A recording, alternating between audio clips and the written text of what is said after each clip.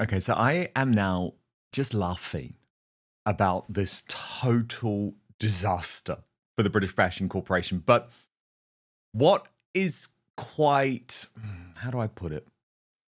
Quite pleasing for me in a way. You saw my reaction live on air on yesterday's show, is the fact that Newsnight has now been dragged into this mess, because Newsnight has tried to reinvent itself under Victoria Derbyshire as some type of, unbiased debate show. But trust me, it is as crooked a broadcast to the left of the BBC that there is. And their exposure as part of this Donald Trump takedown is utterly beautiful to watch. Utterly beautiful to watch. So I've got a very personal reason for feeling this way as well in regards to Newsnight, which someone actually reminded me of yesterday, and I will come to that in 1 second. But first, let me bring you the latest developments on this story as the deadline ticks ever closer. So on the front page of The Guardian today, the fact that the BBC, has apologised, but rejecting the fact that they're going to pay any money to Donald Trump, even though my Trump sources revealed that actually he only wants $15 million. $15 million will mean that the $1 billion lawsuit goes away. But the BBC say no and announce the decision on air in this way. To start with this breaking news, of course, the BBC has apologised to President Trump for a Panorama episode on the events of January the 6th, which spliced parts of his speech together. The corporation says it will not show the programme again, but has rejected his demands for compensation. OK, let's bring you the BBC's statement. Lawyers for the BBC have written to President Trump's legal team in response to a letter received on Sunday. And the quote is, BBC Chair Samir Shah has separately sent a personal letter to the White House, making clear to President Trump that he and the corporation are sorry for the edit of the president's speech of the 6th of January 2021, which featured on the programme. The BBC has no plans to rebroadcast the documentary Trump: A Second Chance on any BBC platforms. And while the BBC sincerely regrets the manner in which the video clip was edited, we strongly disagree there is a basis for a defamation claim. But oopsie daisy, it wasn't a one-off. As we all knew, this was a systematic BBC campaign against Donald Trump, which, of course, BBC News have had to admit. Watch. Dan Wootton Outspoken is available as a podcast too. So to listen or watch us on the go, wherever you are, then please subscribe on Apple Podcasts, Spotify, or wherever you listen to your podcasts. And as a personal favour to me, please rate and review, as it really helps our independent show. The BBC has been accused of misleading or of a misleading edit of Donald Trump's 6th of January speech 2 years before the Panorama sequence that saw the resignation of the Director General. The clip of his speech, first run on Newsnight in 2022, is reported by the Telegraph newspaper. And here is that Daily Telegraph report. They're bang to rights. Walk down anyone you want, but I think right here we're going to walk down to the Capitol. And we're going to cheer on our brave senators and congressmen and women. And we fight. We fight like hell. And if you don't fight like hell, you're not going to have a country anymore. We're going to walk down anyone you want, but I think right here we're going to walk down to the Capitol. And we're going to cheer on our brave senators and congressmen and women. And we're probably not going to be cheering so much for some of them. And the footage then cuts immediately to scenes of people fighting. Okay, so we're completely bang to rights. But what Newsnight did last night, and this is something that Connor Tomlinson is going to be so annoyed about, but not surprised about, what the BBC did was bring on a conservative, someone on the right, to defend them. But of course, it actually wasn't a conservative or someone on the right at all. It was Ian Dale from LBC. Watch. Newsnight played a clip out of sequence of the US president 2 years before Panorama. What do you make of it, Ian? Well, it's another headache that the BBC doesn't really need to have. I don't think it is quite as serious as the other one, because I think there was the section was included, and we're going to sort of go to pay tribute to the senators and Congress people, and then it went on to the fight bit, and you can argue about whether that was an appropriate way to edit it. So look, ultimate containment dude, right? Not a conservative at all. And of course, he's there so that the BBC look as if they're providing balance, but indeed he's trying to dampen everything down. And it was actually Chris Rose who reminded me, indeed I hadn't seen it in the first place because I just sort of switched the media off at that point. Yeah, there's my mugshot as if I'm a terrorist or something. And Chris Rose posted, remember BBC Newsnight were happy to invite, in quotation marks, Tory MP Caroline Noakes and Adam Bolton to discuss GB News. Caroline said it should be taken off air. Adam said, frankly, what Ofcom should do is shut it down. BBC Newsnight were happy to air doctored clips of Trump's speech. And he posted a clip. Chris Rose posted a clip. As I say, I hadn't watched it at the time because you can imagine the state that I was in when the whole, world came collapsing down on me because I'd smirked on air.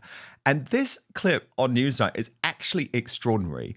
Caroline Noakes, again, who's meant to be the Conservative, in this clip acts as if I had conducted some type of terrorism for smirking on air at a Lawrence Fox sexist joke. Watch.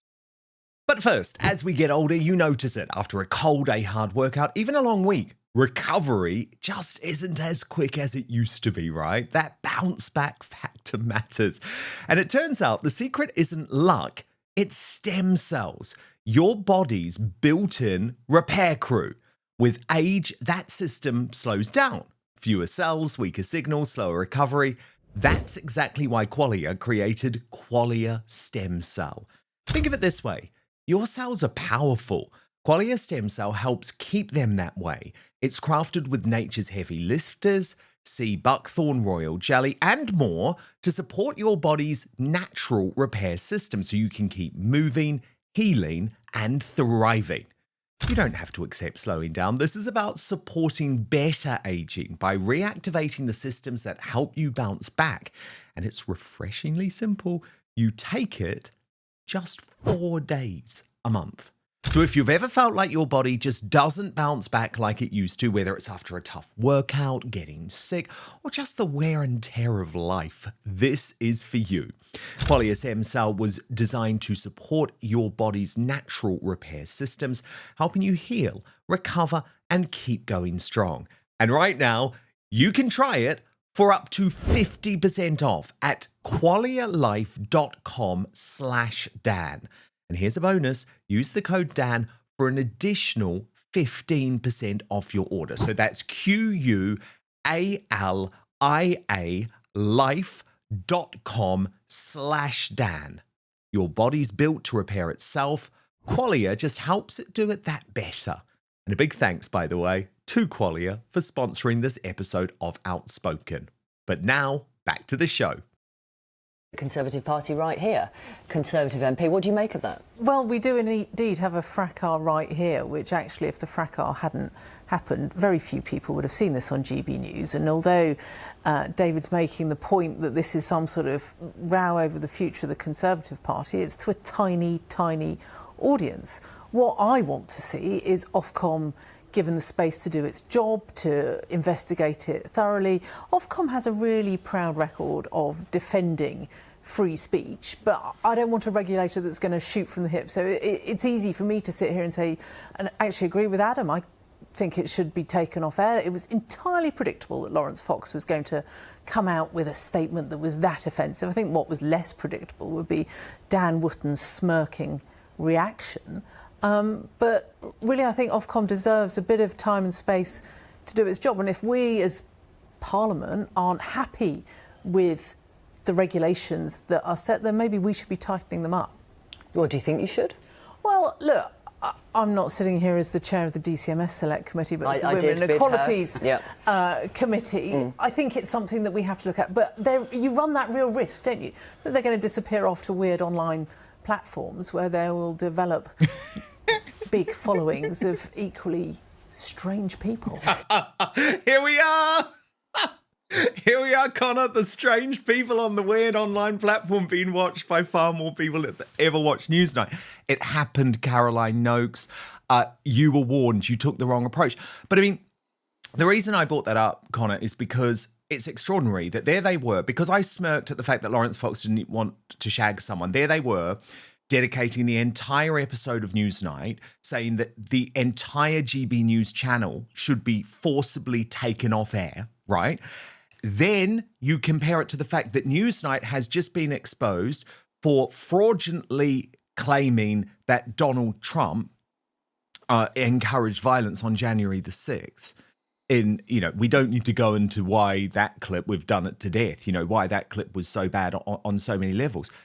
But they're not suggesting that the British Bashing Corporation should be shut down or that Panorama should be taken off air, are they? They bring Ian Dale on, the so-called guy on the right, to say, oh, actually, this isn't really that bad. And doesn't it just sum up everything wrong with the mainstream media?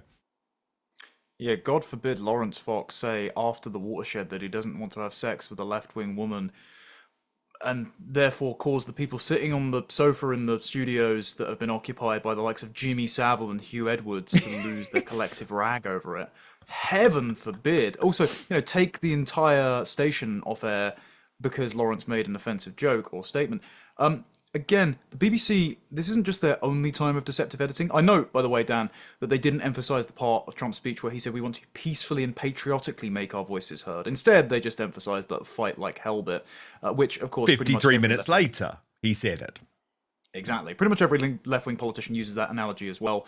What Panorama did, what Newsnight are doing, what the BBC have done collectively, is continued the Radio Rwanda-style rhetoric that has accused Trump of being a fascist, a dictator, a Nazi, the reincarnation of Adolf Hitler, and therefore led to not just his multiple assassination attempts, the near miss, which then led to the death of father and firefighter Corey Comparatore, but also then the death of Charlie Kirk. And so they have contributed to a media environment which lies, smears, misrepresents their political opponents and puts them quite literally in the crosshairs of political assassins, and then invites their other political opponents that posture as being the reasonable response on the same side, the right, like Ian Dale, onto the sofa to denigrate them and defend the BBC instead. But again, BBC, this isn't the only instance of them lying. I've had multiple encounters now with the sozzle discredited journalist John Sweeney, who decided to show up to an Oxford Union debate a couple of weeks ago against me, drunk as a skunk and wearing a beanie like an overaged South Park character. And if we all remember correctly, he disgraced Panorama when Tommy Robinson caught him with an undercover camera trying to stitch up Robinson by embellishing sexual assault accusations, and when Robinson played the footage back to Sweeney, when Sweeney looked like a dog chewing a wasp, he remained unrepentant for his attempt to smear and libel the man and try to cancel him for one of the most sort of heinous crimes that a man could commit against a woman. And so the BBC is, as Carl Benjamin once said, one of the many dirty, dirty smear merchants in this country who knowingly lie about their political opponents and endanger their lives. And so even though I don't think President Trump needs any more money, so to speak, though he has lost a lot doing what he has for his country, I am happy for him to take the pennies out of the mouths of the people at the BBC so that they can't continue being the number one buyer of The Guardian in our country and keeping that particular rag afloat. Thank you so much for watching Dan Wootton Outspoken. Please click on my face just to the bottom left to subscribe to this brand new independent news source and turn on the notification bell so you'll be alerted to our brand new live shows, uncancelled interviews, and special royal episodes. Outspoken is also now available as a podcast, so you can listen to the show every weekday on the go, wherever you are.